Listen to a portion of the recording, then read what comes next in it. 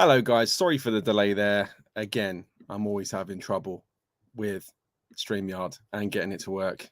These guys are going to murder me eventually one day. But I am back after a few weeks. I've had a busy few weeks, guys, but I'm happy to be here in the wrap up again on the West Ham Network. So, how are we all doing? The main talking point today is one thing and one thing only. What are we rating West Ham season so far? Out of 10. Let's give it an out of 10. How about that? So yeah, for anyone that wasn't at the game on the weekend, who was there? I was at the London Stadium. One of the most frustrating games I've been to in a long while. Evening, Stuart from Essex. Where about in Essex are you from, mate? That's where I'm from originally. Close to my heart, Essex. But yeah, one of the most frustrating games I've been to in a long time at the London Stadium. I think obviously we had the ball in the net, 4 times in total. The Kudus one got blown up before it went in the net, and then the other 2 VAR decisions. And then I was at the other end of the stadium, so I couldn't see 2 of the decisions, but it just felt like we were in no man's land in terms of communications for the best part of 5 minutes, and it was just cherry on the cake when we obviously left the stadiums at 104 minutes. When there should have been just 7 minutes played. It's shocking. But yeah, on the balance of play over the game, it's obviously it was difficult because I think we had a really, really strong first half, and I think Villa made some changes at half time, and that obviously went on to change the game. I think their subs came on and they showed why they're so high up in the table in terms of the squad depth that they have. And obviously their subs came on and made a difference in Diaby and Zaniolo picking up a goal and whatnot. So when you look at when you look at bigger picture, the last game we played against them, they absolutely battered us. So a draw against Villa isn't the worst result in the world, especially when they are kind of flying high. I know they're in about a bad form at the moment, but we're a bit inconsistent at times as well. So yeah, it's not the worst result in the world. I think all things considered, when now we've heard referees come out and talk about the decisions over the last couple of days, and everyone's had their opinions. I think it's the decisions on the day were obviously harsh, and it was hard to take. And whenever you leave a football stadium and your team's put the ball in the back of the net 4 times, and you're there for 104 minutes instead of the 97 that should have been played, I think you're kind of just a bit, you're a bit miffed. But the dust has settled. We're a few days on from the game, and I think a draw at home to Aston Villa isn't the worst result in the world. It's difficult, obviously, because the timeline of the game, we had a very, very strong first half, and then I think they had a very strong second half, and I think we kind of come off it. We took our foot off the gas, so to speak, and their subs made the difference. Hi Barry, good to see you, mate. Martin, good to see you. Hats off to Emery for making halftime changes. Yeah, true. Actually, and Emery's doing a great job. It's good to see him coming in and doing a good job, because he was seriously disrespected for a long, long time after the Arsenal job, of course. But he's done a lot of stuff in his career, especially at Sevilla and whatnot. And his pedigree in Europe is great. So I do actually hope to see Aston Villa do quite well this season. And after we won the Conference League last year, I don't have anything against Aston Villa at all. I used to live in the Midlands when I was at university, so I know how passionate their fans are, and I wouldn't begrudge them like a cup win. So I do hope they do well. And I think on the base of things on the weekend, a 1-1 draw was probably fair going on the full kind of timeline of the game. It's just a shame about the VAR decisions. It feels like we've had a lot go against us recently. Although I will say we actually got quite fortunate with one as well, looking at the Emerson penalty decision as whatnot, which I completely missed in the stadium. So yeah, it's a difficult one. Toby coming in first of all with 7. We are where we are, whether we like it or not. Yeah. I mean, we got to look at the table, really, haven't you? I mean, I think whether West Ham fans like to admit it or not, David Moyes has put us in a position now where we are in the league is kind of where we are in the league, and it's definitely not a normality for me. I'm not going to make this a Moyes in, Moyes out thing at all, because everyone knows my opinions on David Moyes and what he's done for the football club. I'm not going to make it about that, of course, but I think, when you look at where we were before David Moyes being 17th in the table, and now we're kind of 7th, and you look at like who's been below us, teams spending a lot more money than us in like Newcastle and Chelsea. I know they're having poor seasons and whatnot. So 7th is probably where we should be. The only team that's really punching above their weight is Aston Villa, and even they've spent a lot. But what they do have in their favour as well is a lot of squad depth and an accomplished manager, and a striker that's scoring goals for fun. I think Ollie Watkins got 17 and 10 in the league, which is genuine world-class numbers. People won't want to say that, but that's genuine world-class numbers. So I think, whether people are giving us a 7 out of 10 or not, because of our position in the league, obviously we find ourselves 7th. Obviously we played one more game than a lot of the teams around us, but either way, I think 7th in the league is obviously very, very good. Going into the season, did I expect to be here at this point? I think that's a difficult one, because the season hasn't really felt like a constant kind of it hasn't been a constant of emotions. There's been very much ups and downs. There's been a roller coaster, to sound super cliche.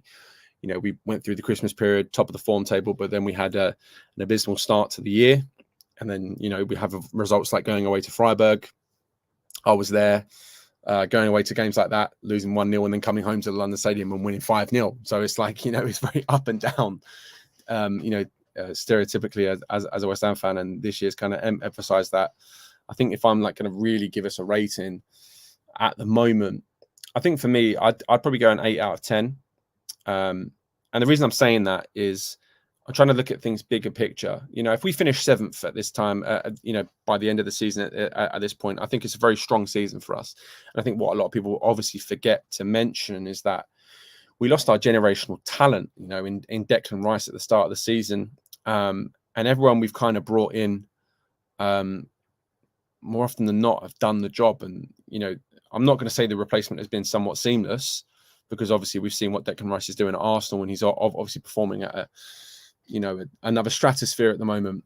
But I do think everyone that's come in to kind of fill that Declan Rice hole has done their jobs well. And I think that's kind of helped us.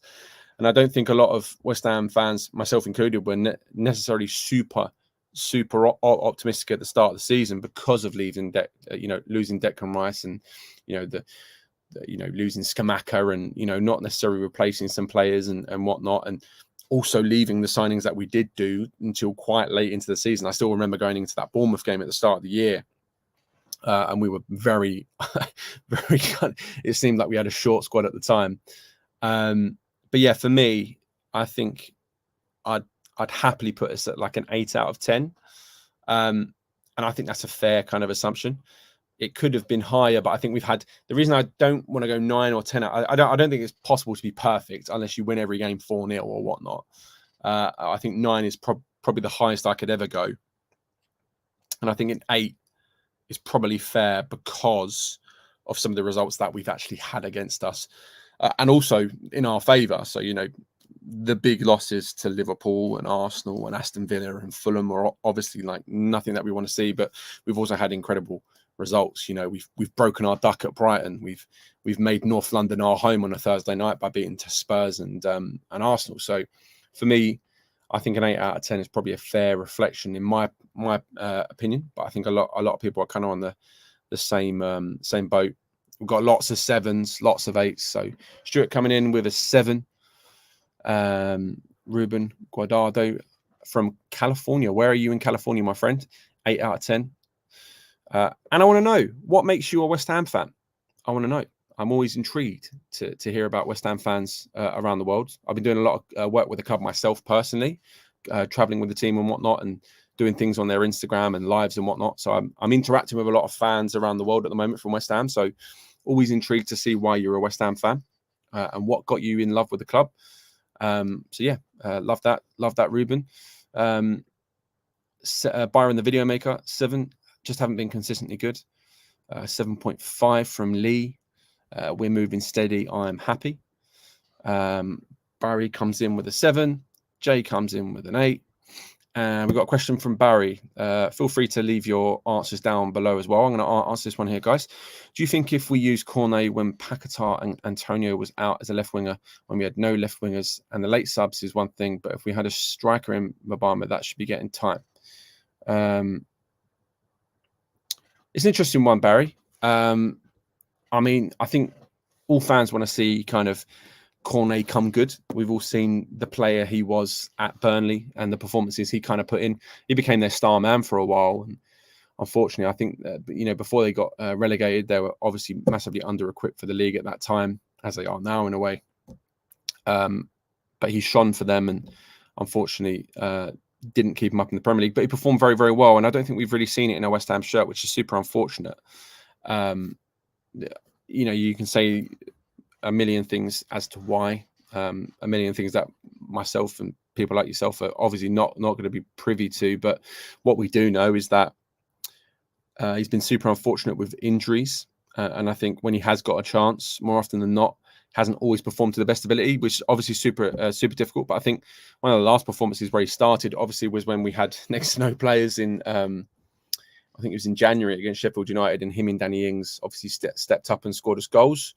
I know obviously we drew on the day, but he did score for us. So I think all West Ham fans want to see Maxwell Cornet come good, and I'd love to see him play more. Stuart, I've been a fan of for 40 years because of my granddad was from Upton Park. Love that, Stuart. Love that. I'm a third generation fan as well. My dad, the earliest memories I can remember of football was going to Upton Park with my dad. His dad, who I never met, unfortunately, was also a big West Ham fan, and passed it down to him. So whenever I have a son, just know I'm carrying on the legacy. I give it a 7 because we're 7th in the league, which I assume, which gives us Europa League football. If 5th place gets Spurs Champions League, we have a good European run so far. Here's a question for you though, guys, because I want to know this actually. Because you look at the quality of the Europa League this year, and you kind of contrast it with the competition that we were in 2 years ago. Let's look at the teams that were in that. I can't remember who Rangers beat in their semi-final, but obviously we had Frankfurt, and the final that year was obviously Rangers and Frankfurt, 2 teams that on their day I would fancy West Ham to batter. You look at the teams in the tournament now, today, we're not even in the last 4 yet, but there's probably 4 or 5 teams that could win it comfortably. I'm looking at Milan, Roma, Bayer Leverkusen, Liverpool, West Ham. We're probably, 5th favourite if we're being really honest. But there's a bunch of teams in there. What I would like to know is, would West Ham fans rather finish 7th and play in the Europa League, or would they like to finish 8th and get Conference League football and have more of a chance? Because, I was in Prague last year, and that is one of the greatest days of my life. And if there's a chance of winning European football, spicy. Would you rather finish 7th and play in the Europa, or finish 8th and play in the Europa Conference League? I absolutely know what I would pick. Right, from last season, we are doing better than I expected, but some performances really poor. 4 big losses in Bristol result.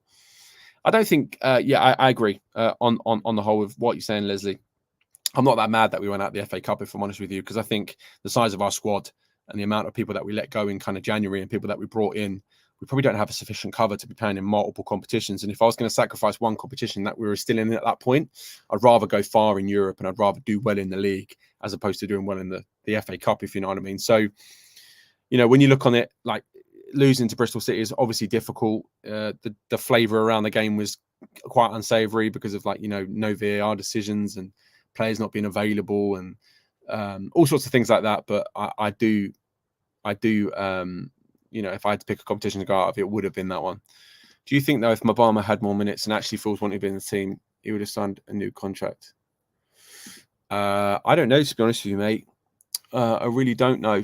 I think all I can assume, from a fan looking from the outside in, is that the only reason we would have let so many players go in January is, well, there's 2 reasons. One, we let them go hoping to get replacements for them. There was like the Osman deals and the Jota deals that didn't, get over the line and whatnot. But also in letting your Ben Ramas and your Fornals go and leave the football club. All I can imagine is that we were going to give some, opportunity to youth players, and I don't think that's happening so far. But I think the deeper we'll get into the season, that you might see some more minutes shared with your George Urfies, who we've seen come on and play, and I think it could be the same for Demai Obama. Just on striker situation at West Ham as well. Obviously, we saw Danny Ings come on the weekend, and he was like super unfortunate. Sorry, wasn't the weekend; it was the game before. Come on and score a big goal and was unlucky not to score another one. So, yeah, I think if Obama had minutes, of course, but it's not as simple as that, I suppose. And David Moyes has got to balance his squad. Peter Jones coming in with a 7 out of 10. Leslie would choose the Europa always. Europa always the best comp possible. Let me stick that in the chat as well in a moment.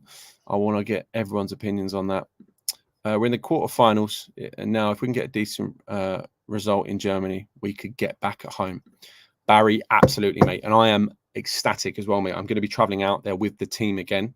If anyone wasn't aware, it's why I've been away for the last couple of weeks. 2 weeks ago, obviously, was the Freiburg game. I was out there with West Ham, working for the club, doing some presenting on social media. So if you've seen this mug anywhere, it was all over West Ham socials. So yeah, I'm going to be doing the same, going back to Germany with West Ham as well. So I'm so excited to go around Leverkusen and watch that game live. It's going to be incredible. I'm so excited for that. I think, I'm not the biggest Bundesliga fan, but I've seen Leverkusen play a few times this year. I've seen them play against, most recently against Bayern Munich, of course. They played Freiburg on the weekend as well, obviously, but when they played Bayern Munich the other week, they absolutely tore them to shreds, which is terrifying. But I also think we can also do some damage. I feel like we're a different beast in Europe at times. Back Moyes from FJT. Nice one, mate. Nice one. Is that a Ronaldo shirt I see there, mate? We've got a Man United fan in it. Fair play. I miss Upton Park. The atmosphere was awesome. And understanding will never be like that. I think you're right there, Stuart, but I don't think it's trying to be Upton Park. I think football's moving in a different direction to what it once was, unfortunately. It's just how you choose to look at it, I sometimes question Moyes and his tactics whenever we lose by 4 or 5 goals. I would have been very happy with a finish to mid-table and win the FA or League Cup. I'm hungry for cups following our European Cup win. Absolutely, Martin, mate. I think it was outrageous. That win in Europe last year. Comfortably top 3 moments of my life. I don't know if that's bad or good, but absolute. The memories I have from that game are just so good, and it's not the kind of thing that we're accustomed to as West Ham fans, as I'm sure you're aware. So any deep cup runs or cup wins are just much appreciated. I've said in the past on various podcasts and shows and whatnot, like I would love I would love to finish like mid-table and then have a strong run in the cup, because obviously our league position is never going to be high enough to challenge there. So I'm with you there, mate. I think I can 100% agree on that. FJT, welcome to Dublin. I was born there. That's where the final is, mate. Imagine. I saw a good report on Paqueta. Apparently, he wants to stay at West Ham for the time being. Yeah, I think he's obviously on international duty with Brazil at the moment. Obviously, they've got the big game against England on the weekend at Wembley. But I think he said in his interview that, I think he just kind of avoided the question. I haven't seen the interview translated. It's completely in, it's not in English. So I believe they speak Portuguese. I believe Brazilians speak Portuguese. So I believe the interview is completely in Portuguese. So I don't speak the language, but I have seen loose translations. I'd love to see if anyone actually speaks Portuguese in here and can let me know what was said. Please do. But my general gist of the interview was that he just kind of avoided the question. So which is good, especially when you see other star players like Ivan Toney posturing for a move at every opportunity. Right. I mean, if we obviously football as God will probably be top 3 favourites. Yeah, sure. If we get through to the semi-finals, do you think we can make the final probably with Liverpool? Oh God, mate, it's a tough one, isn't it? When you think about Liverpool and the side that they have, obviously they dropped a clanger on the weekend against Man United, and they're not going to want to finish the season without any silverware because of the impending exit of Jurgen Klopp. So do I think we can beat Liverpool? I think in a in a knockout game of football, I think, yes, we can beat Liverpool, absolutely. But Liverpool, the main difference between us and Liverpool is an Egyptian man called Mo Salah, and a few other players, of course, of top quality, in Virgil van Dijk and Alisson, and lots of other quality players dotted around the squad. And I don't think we have at times anything to answer those threats. So do I think we can beat Liverpool? I think stranger things have happened. Absolutely. I do think that. But it would be an incredibly difficult game. And I think if we did beat Liverpool, geez, can you imagine? I think that would go down in folklore as one of the biggest days in West Ham history, surely. Spoiling the Jurgen Klopp party. Imagine that. Leverkusen are the best team in it. If we beat them, surely we'll be there. Yeah, potentially. I think that I'm just let me refresh my memory on the Europa League draw. I haven't looked at it in a few days. Europa League. Here we go. So I know we've got. Let's have a look. Yeah, lots of big games here. Right. Okay. So bear with me, guys. Yeah. So the teams left in it so far are the last 8 are Liverpool, who are, a consistent Champions League club. Atalanta, also a consistent, Champions League club. Milan, who are a Champions League club. Roma, who got to the final last year. Leverkusen, who are currently leading the Bundesliga and are incredible, to be fair. Benfica, who are, have one of the best youth academies in world football, very accustomed with European football. Marseille, very much the same.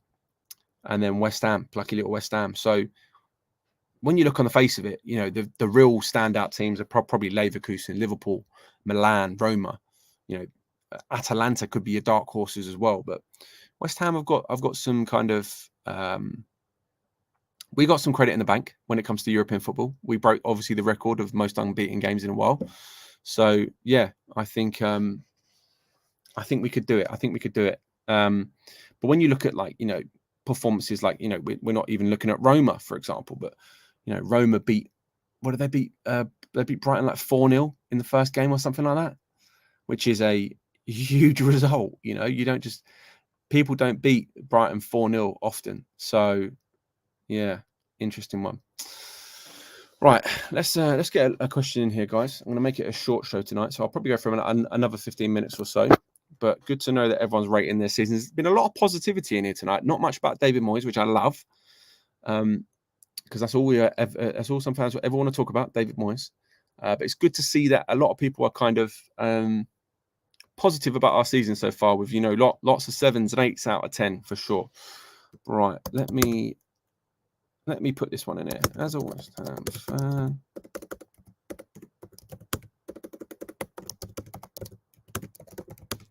right. Just typing a question in, guys. Bear with me.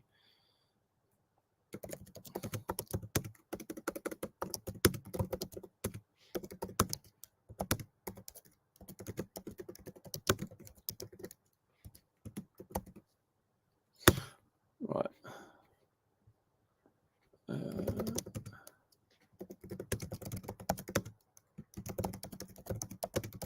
Right. Here we go, guys. Here's the would you rather. I want to know. It's going to come up on screen now. So the main question I have is, would you rather West Ham finish 7th and get Europa League, or finish 8th and get Conference League? Now, it's a difficult one because we are currently flying high in the Europa League, of course. But I do think that we are more likely to win the Conference League as opposed to the Europa League, purely because of the quality of sides in that competition. You look at the teams that we played last year. I'm talking about your AZ Alkmaars, Alphabet FC, and Fiorentina. I can't see them in the last 8 of the Europa League. Either of those teams. And you look at the caliber of teams that we're playing this year. I know this year especially, mine might be a super strong year for the competition. But would you rather finish 7th and get Europa League, or 8th and finish 8th in the league and get Conference League?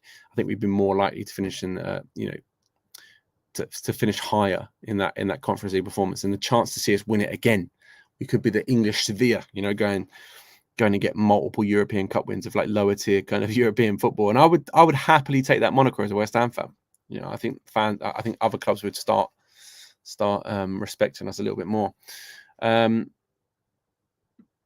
There we go. Right. I would rather finish 7th, but we're not far off Manchester United on points, and Spurs have some mad games. We could get 5th with the push. Oh, Barry, mate. I think we need to have a word in May. See if we're there, mate. I rate your optimism. I really do. Oh, I mean, here's a question for you guys. David Moyes surely deserves a contract extension if we finish 5th in the Premier League at the end of the year. Surely we're in the last 8 of the Europa League, and if we finish 5th in the league, surely he stays. It has to, surely. Martin, I would very happily take the Conference League. As I said, if we get the Conference League in 24-25, we'll easily be top 3 favourites and become the first club to win two Conference League. Okay, absolutely, mate. FJT in here saying win the Europa. That's not hard. I'll tell you why it's not hard for you as a Man United fan, because you buy players and they don't have to work out for you. You know, you can spend £90 million on a transfer, and if it doesn't work, you just put them off on loan somewhere and still pay them 300 grand a week. West Ham don't have that kind of money, my friend, you know. Come on, Jamie. We do need to have some faith in our boys. Bowen, Kudus, Paqueta, and Antonio. We only just see how attacking it can be. Oh, my God. I love it, Barry. I love the optimism. I really do.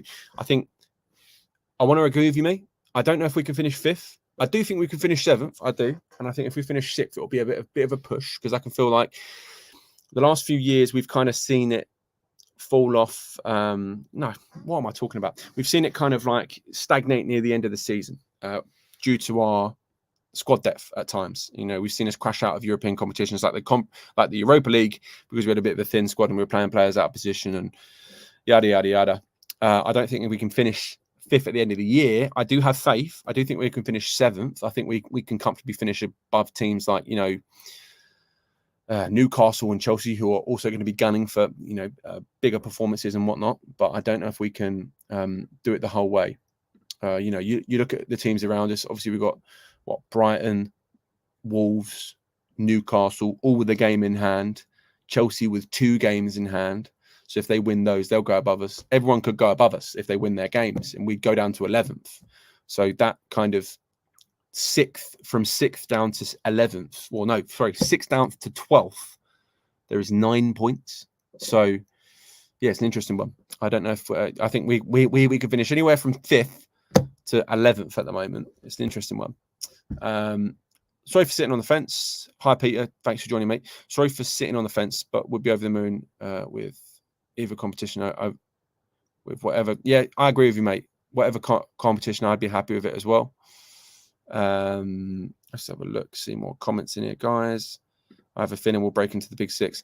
There's been lots of comments about that this week, hasn't there? Obviously, we heard Ray Parlour come out and say West Ham are a sleeping giant. You know, we're all fans of the club and we're probably biased of West Ham, but you know, West Ham are a sleeping giant in a way. And I think if we were, you know, to get taken over, I think we would put a lot of fear into some of the Big 6, not maybe from a financial or revenue basis right now, because when you're talking about the finances surrounding a club, we're not one of the biggest clubs in the world. But I think in terms of quality on the football, at times we are. And I think in terms of support and fandom around a football club, we do have that, especially in the UK. It's a global appeal that obviously needs to grow. And with players like Edson Alvarez and Mohamed Kudus and Lucas Paquetá, they're obviously growing our global footprint in different areas around the world. So it's an interesting one for sure. I'd love to see us get taken over in the future and see if we can break down that Big 6. Well, you know, get into the Big 6, I would say. If we can qualify for the Champions League, would be amazing, and Moyes would be getting a new contract. Not that I'm a Moyes fan, but I love West Ham, and with the talent we got, should be possible.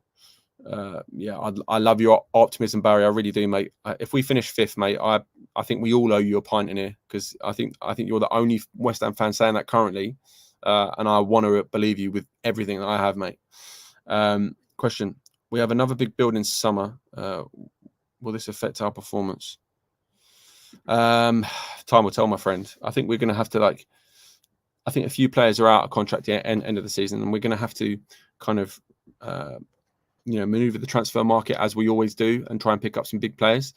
I think under the Tim Stuyton kind of tenureship at the football club, he's hit the nail on the head more often than not. Despite Calvin Phillips so far at West Ham, I do think that's probably the only transfer you can call into question under Tim so far this season. And even then, I do think that has the potential to come well and come good. I like Calvin Phillips as a football player. I just think he needs to find his form again. But yeah, I think to answer your question, sorry, Leslie, I think it's all dependent on what players we bring in, what players go. I know that's a bit of an on the fence answer. It's hard to talk about next season when we have, the rest of this season to think about. We don't know who's going to be here. We don't know if the manager's going to be here. There's lots of things that are kind of up in the air at the moment.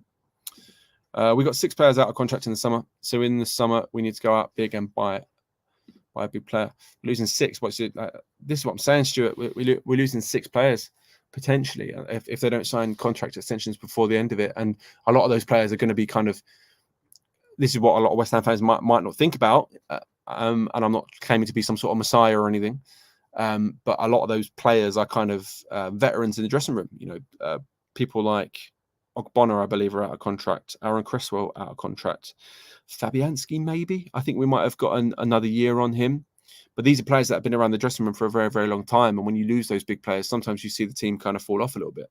So either way, we will need to get in, kind of the right characters in the dressing room to help fill the void in a way. If you think of it, Paquetá, Kudus and Bone want to be playing in the Champions League. If we got there, they want to stay and build around them. Well, yeah, that's the age-old kind of argument about Declan Rice as well, wasn't it? Because if we would have beat Frankfurt in the Europa League a couple of years ago, we would have gone to the final. If we beat that, we would have got European football the Champions League football, which would obviously meant it would have been less likely for Declan Rice to leave. If we were kind of, it depended how we pushed on from there anyway. But yeah, sometimes as a West Ham fan, you have to understand where we are in the food chain in terms of, the amount of football teams that are above us. We've spoken about the big 6 in this stream already. I think they're all kind of comfortably above us financially and in terms of quality a lot of the time as well. So I think it's I'll get the word up. I think it's an inevitability that our best players will probably leave, unfortunately. But again, the higher ceiling that we have, I would love to see us keep hold of our best players and, give us more chance to keep hold of our best players, If we manage to get through Xabi Alonso, maybe we have a chance against Jurgen Klopp, unless Marseille, Benfica or Atalanta spoils Liverpool new treble. That's the thing, mate. If we Liverpool get to the final, God help whoever plays them. Honestly, God help whoever plays them. Can you imagine one of Jurgen Klopp's potential last game could be in the Europa League final against West Ham, and if we spoil the party, my mum's a Liverpool fan. I don't need to tell you. I would be straight on the phone to her saying, "Mum, I like it." Right, Deck would have stayed if we got Champions League, but he did not see the club getting the right players in. I think Freiburg kind of sucked out momentum we usually thrive off of, and I have continual wins from. This break for some of the guys is a good thing, kind of needed. Not being a big money club is what I love about West Ham. I would rather be relegated than sell out. Sorry. Yeah, I don't think we have to sell out. When you look at some of the clubs that have been bought over recent years and have started making a kind of, let's look at it this way, right? Ethics aside, obviously, and this is a ridiculous argument. I don't think anyone wants to see some of the money in football that's in football right now. But that started 20 years ago with the Roman Abramovich takeover and has kind of gradually increased in the game, with the most recent probably being the Saudi takeover at Newcastle. What I will say, though, is obviously Newcastle got taken over by big money. I don't think any of their fans are kind of unhappy with where they are playing Champions League football and whatnot. And I don't think they've necessarily sold out. I also think they've acted in a fairly financially sound way. They haven't really breached any FFP regulations and whatnot. So I think it's very much dependent on how you kind of operate as a football club. I think the West Ham fans are always going to be the West Ham fans. We're always going to be the salt of the earth type. But I do think, there is evolutions in football. And I do think that, if we had the financial power to compete with these bigger clubs, I do think we could see our club become a different thing. I really do. Not that we're not doing well now, by the way. I'm actually a big fan of West Ham at the moment. These are the glory years for me, if I'm honest. I'm just trying to think about how we get from where we are now, which to me is the ceiling already, because it's the highest I've experienced in my life. I'm just trying to think about how we get from there to there, and I think it's probably just more money. That's the reality of the situation, unless you have some kind of freak story like a Leicester. We will get top 4 if somebody come in and buy the club. I think you're kind of singing from the same hymn sheet there. I think it's all dependent. I think we've seen Newcastle get taken over. You see where they are in the league this year. I think it's just dependent on how you operate. I think recruitment at any football club is the most important thing, and especially when you're taking over, I think recruitment is the most important thing. And we've seen that at Chelsea not work very well by bringing the wrong people off the pitch and on the pitch, and we've seen them kind of capitulate in multiple moments and probably invested a lot more in youth than what they should have done. But on the other side of that, we've also seen teams like Newcastle who were for recent years under the Mike Ashley tenureship were either in the Championship or relegation fodder for the Premier League or struggling. And then they went in their first season and finished in the top 4 with a team they probably shouldn't have done. But they did have the fans' belief behind them, and they did go out there and sign a few gems, your Guimareshes and things like that. And they've been unfortunate this year, of course. We can't forget about the Tonali situation and 100 other things. But do I think we could be in the top 4 if we got taken over? Well, how long's a piece of string? We could do. I think it's just dependent on who we bring in. That is a good question, Hustle Crow. I have no idea, my friend. I have no idea. No, top 4 is over. We need to spend some money on the training ground first. Well, that's the big talk, isn't it? I think, obviously, you're an Essex boy yourself, Stuart, but I think the rumours at the moment is that there's going to be a training ground, a new one built in Essex, because I think that's the only place close to the club at the moment where land is available. But it's an interesting one. Anyway, but yeah, guys, that's been me. I think I'm going to start wrapping things up now. As I said, haven't been around for a couple of weeks, so I do appreciate you guys joining the stream after a couple of weeks off. It's always good to come in and talk to you guys, especially when we've had a few positive results recently. Last week was great. Obviously, the 5-0. The result on the weekend against Aston Villa was frustrating, but overall, probably a good performance. But that's it. Yeah, that's it, mate. In Basildon, Bas Vegas. If Moyes started using the team properly and not leaving subs too late, and maybe give our youth players a chance to break through the whole team, play better. It's a maybe, mate. You say it as if it's fact, Barry.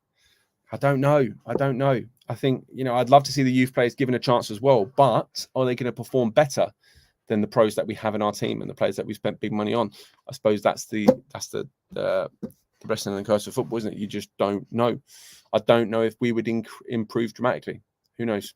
But that's for another day. I'd love to see us give some players some players a run out more. And we've seen it. We've seen it with like cameo appearances here and there. We saw George Earthy come on the other day and whatnot. So yeah, I love it. Coming in Ford Prefect with a 7. Top 4 was more or less over for everyone, even before the first game of the season. I think I'm with you there, Martin. I'd love to see us finish there, though, 100%. Manchester United do, and look how they hold on in the league. Yeah, but they can play big money, mate. Whether you like it or not, they do also have some quality players. They just massively underperform them. Top man, Stuart, mate. I am from Southend originally, so Basildon is super close to me. Evening, all you happy hammers. Thank you for joining Happy Hammer. I'm actually ending the show now. I've been live for 45 minutes today, so it's been a super short one. As I said, guys, thank you for joining. I will be back next Wednesday at 9 p.m. And then the week off, I will be in Leverkusen. So the week after, I'll be in Leverkusen. So I'll speak to you all next week. Thank you for engaging. Thanks to the West Ham Network. Make sure you like and subscribe. Leave all your comments and whatnot. And yeah, I'll catch you guys next week. Nice one.